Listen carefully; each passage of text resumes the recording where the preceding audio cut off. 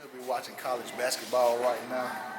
If y'all watched college basketball last night, you'll probably see all the upsets of the top 10, man. It was an awesome day yesterday for college basketball. March Madness on the way, and we out here working on homes.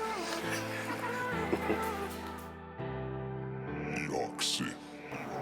Hey, this is Brian with the home team. Another day here on this project that we're working on. Project is coming along well. Today we're installing windows and flooring and doorknobs and finish up some light electrical. Y'all come on.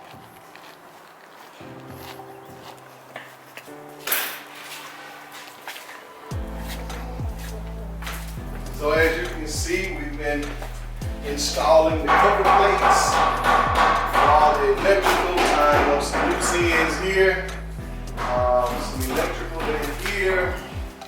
We'll be installing also today butcher block countertops, and we've already put in cabinets. Got a few more cabinets to install. We'll be installing the sink and also the faucet, hot water heater, and all the small things that we have on our list of things to do today. We're going to take a walk down the hallway here where they're installing some new bedroom windows on the front side of the house. Those are going in right now.